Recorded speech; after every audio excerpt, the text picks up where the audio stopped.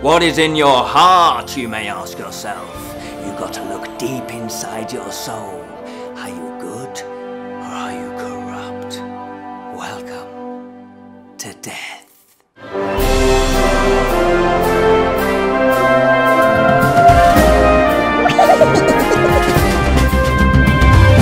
Hello and welcome to the Friday Fantasy Show from the Bottled Imp, exploring the realms of fantasy. My name is Ken Boyter, and today, yes, this probably gives it away, we're going to be taking a look at the graphic novel Preacher. This is book 1. Now, I'm relatively new to graphic novels. This is by Garth Ennis, and also the artwork is by Steve Dillon. I didn't really know what the difference between a comic and a graphic novel was until it was explained to me. A graphic novel is a collection of the comics. It's as simple as that. Haha! So I've learnt something new straight away. So book 1 is actually issues 1 to 12. There were 66 issues over a 5-year period from 1995 to 2000. Plus there was 5, I think they were one-off specials, and also a 4-part kind of mini series issue. This is Preacher. I have been watching the Amazon Prime TV show of the same title. That's how I first found out about it. I'll let you into a little bit of a secret. I absolutely love it. So it's always interesting to know, well, you know, if it's been adapted from some source material, just how different is it? Have they done a better job? Have they done a rubbish job? Yeah, I was intrigued.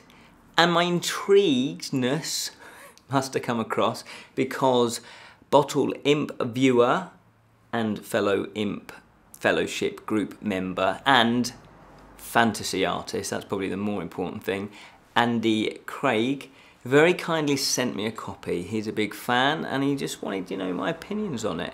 And here they are. So, let's get a preaching. Preacher! What is the setup? What is it all about? Well, as you've probably guessed from the title, it's something to do with God. It's something to do with a preacher. It's probably something to do with devils, because when there's God, there's a devil. The main focus is on a preacher called Jesse Custer. And he has a somewhat, you kind of start to learn, somewhat dubious past. He is quite a character, he's a very strong, opinionated character, and he is a preacher of a small town called Annville in Texas, USA. And because it's a small town, and maybe because of his lackluster performances as a preacher every Sunday, he doesn't really get that many people into church. So I think he's a little bit disillusioned with being in the church and being a preacher, and maybe just disillusioned with the whole concept of being on earth, and you know, he's lost his way. So it's a very intriguing opening. You've got a very intriguing character to begin with. Now what happens is, while he's preaching a Sunday morning, out of nowhere, through the church comes this ball of energy, and it goes straight into his chest and into his body. And that, my friend, is when it all kicks off. We slowly discover, and this is within the first sort of 5 pages, that there's a energy, a creature called Genesis that has come from heaven. And Genesis is a result of a, how else can I put it? I'll put it delicately, a love-making session between an angel and a demon. Now, as far as we can tell, that's never happened before in the history of time. And you might think, yeah, that's, you know, maybe slightly strange because one's particularly all good and one's particularly all evil. And therefore, the angels and the demons and the gods, they're not 100% sure what the outcome will be. Genesis is both good and evil. And so they keep it in heaven. It's agreed, well, we'll keep it in heaven, we'll keep an eye on it. We don't quite know what it is and how powerful it is, but it escapes. That's how powerful it is. And it seems to want to locate a host. Now, we don't know at this point why it's chosen Jesse Custer, but it has. And we don't quite know then what effect that is going to have on him. Well, we soon learn that he calls it like the word of God. There is a special power, and we don't know what other powers he has. Well, I don't anyway, not in issues 1 to 12. But it is quite, you know, all of this is, it's not really spoilers because this is all sort of within the first 10 pages. He has this ability just to command people, and they must do what he says. They can't stop it. They can't resist. Even if they absolutely don't want to do it, he just says something and they have to do it. So sit down, put a gun to your head, shoot your brains off. They do it. And so obviously when you've got that sort of power, that then brings in other issues. Now, he starts to have this purpose in life, and this purpose is to try and find God, because he hears that God has gone missing. Now, we're not quite sure why God has gone missing from heaven, but he has, or she has, not quite, it could be a male, could be a female, I guess, God. But he's gone missing, and he thinks, well, obviously there's this Genesis. Why has God gone missing? Maybe it's because Jesse, with his ability, can actually rival God. If he's got this command that you can do anything, you can command anybody to do anything, then maybe God is feeling threatened by this, and maybe God's trying to find Jesse. So that is the setup, and they go searching. When I say they, his ex-girlfriend crashes back into the scene, and they start kind of chatting again, and obviously a lot has changed over I don't know how many years, I think it's 5 years have gone. They've got a lot of history, and her name is Tulip, and they decide, along with this vampire Irish hard-drinking person called Cassidy, that they're going to go and search for God. So you've got this quite sort of weird and unique sort of trio of people that are banded together with one purpose, and that's to go and find God. Now, there are several themes in this graphic novel, one of which is obviously the big wider context theme, which is good versus evil, and it looks at the nature of it, and it does a very clever job of that, because it's obviously, you've got the pure angels, which are the good, and then you've got the pure evil, which is, they're obviously evil. And then you've got this Genesis, which is a mixture of both. And when you think about it, humans anyway, without us having Genesis inside us, are a mixture of both anyway. So we can choose to act good, and we can choose to do evil actions as well. So it starts to look at that, and obviously that then leads into the whole spirituality theme of wondering, is there a bigger purpose in life?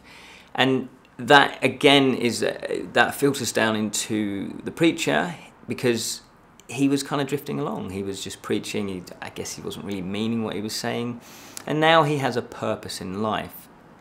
And it opens up all the questions. What is the meaning of life? Why are we doing, what are we doing here?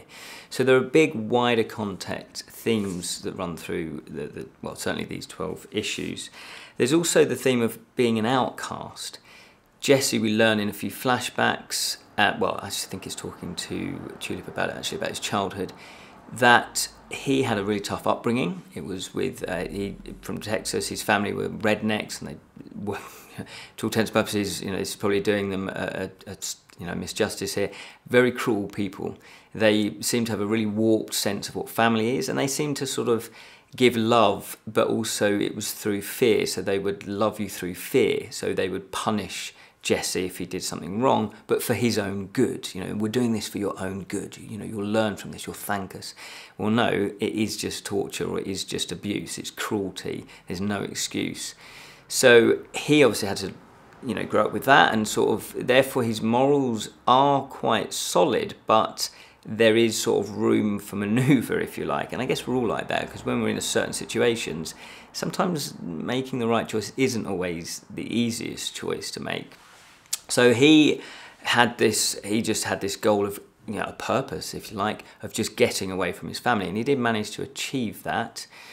I don't want to give any spoilers away. So you have that other theme of purpose running through, and as I say, the other theme of outcasts. Now, there are quite a few characters that are, to want a better purpose of saying, they are very strange, they're very weird. There is one in particular that unfortunately has an accident with a shotgun. I don't want to say more than that because it will spoil it. And he has to then go through well, it's really sad actually, but the horrific nature of being an outcast and what it means to be bullied and to be outcast and not welcome, not loved, and how his family cope with all of that as well. So, that outcast theme is quite deep and quite, is quite complex as well. There's also depravity.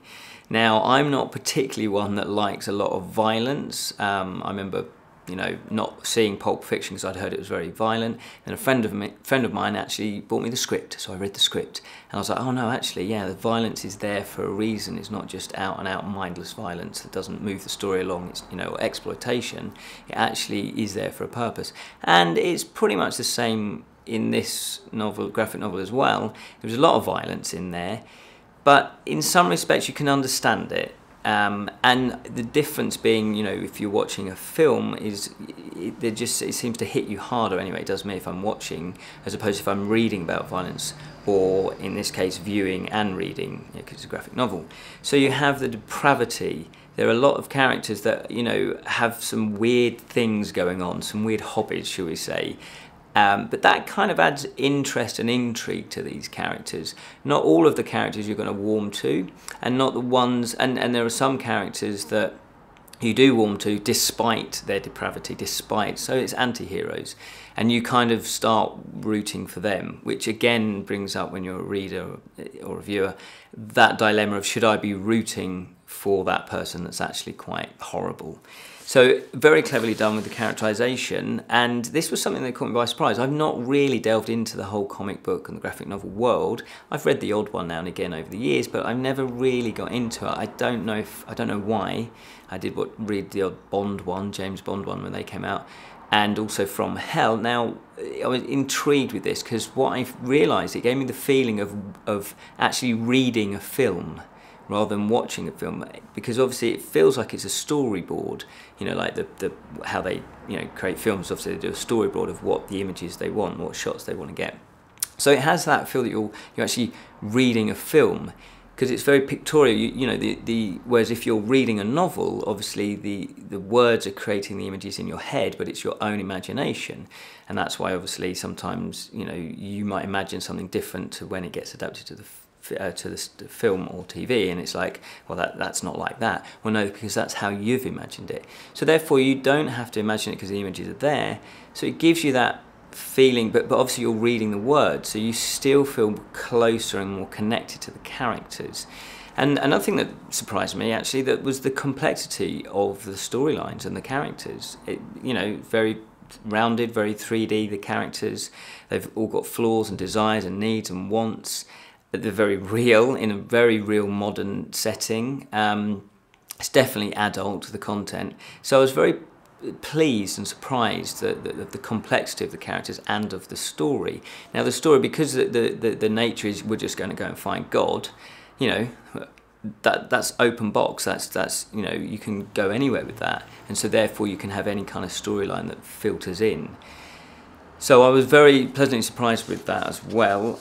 As I say, the characters are all very well rounded. They connect very well. There's some good contrast, and they all have a lot of inner demons and a lot of inner conflicts, which again I think adds to the fact that, you know, in real life we're complex beings. You know, and one day, you know, we might like something, and the next day we don't like something.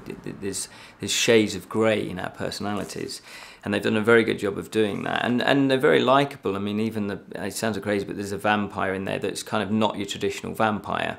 It has certain traits of a traditional vampire, and he's very likeable, even though he's a despicable person. You just think he's pretty cool, and again that throws up, well, I shouldn't really think that somebody's cool, you know, when they kind of eat people, you know, or not eat people, you know, but injure people and have a sort of really bad attitude. He's got a really bad attitude, but he's quite funny, so it kind of counterbalances that. And you meet people like that you actually think, well, they're quite cool, they're quite funny. I wouldn't necessarily want them as my friend. The artwork, as you can imagine, it's a graphic novel, that's very important. Very beautifully done, very expressive, very dynamic. There's lots of nice shots, so it is very filmatic. It has that feel to it.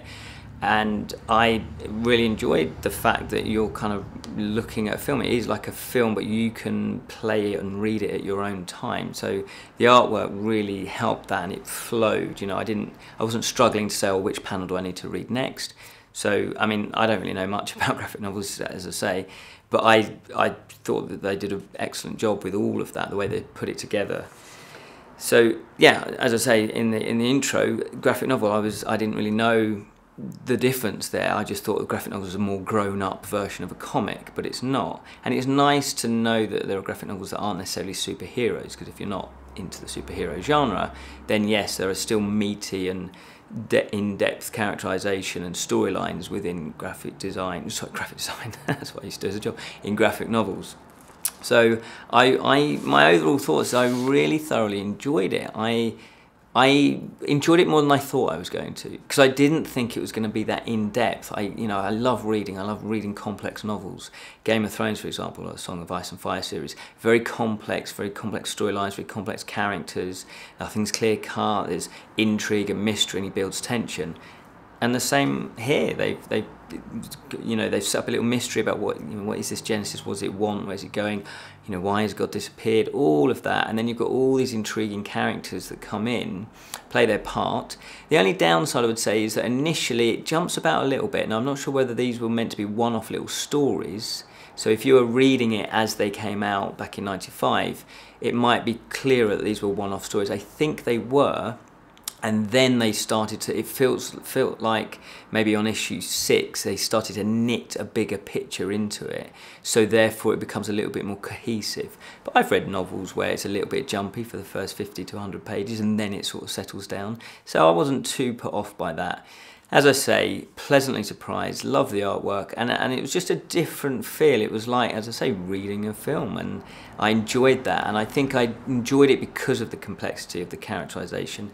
And as I say, keep saying, no matter what genre or what you're reading, sorry, what it is, if it's a book or a film or a graphic novel or a stage play, it all boils down to characters, good characterization and storylines. It's as simple as that, and the techniques that you use to actually build the story and build the tension and build the mystery and keep page turner. That's what you want. You want to be intrigued, you don't want to be bored, and you certainly won't be with Preacher. Hallelujah. Preacher. Yep, thoroughly enjoyed it. I would have got into graphic novels a lot earlier, but I just used to go to Forbidden Planet in London, massive comic store, and was kind of overwhelmed by it all. So if you are new to graphic novels and comics, and you're an adult, and you like adult themes, and the bizarre, and the kooky, and the strange, this would be a very good place to start. Book 1, Preacher. I don't know how, there's 66, I think there's 4 or 5 of these books, and I'm going to be delving into all of them. Thank you so much for watching, hopefully you enjoyed that. We have got loads of other reviews, board games, films, books, and we've also done a writing fantasy series as well. I did write my own fantasy verse book, which was illustrated as well. And so I thought, yeah, you know what, I'm going to just do a little mini-series just exploring writing and my journey of writing. Remember to share the Bottled Imp as well with your friends. Until next time, remember to keep it unreal, especially if you're a god.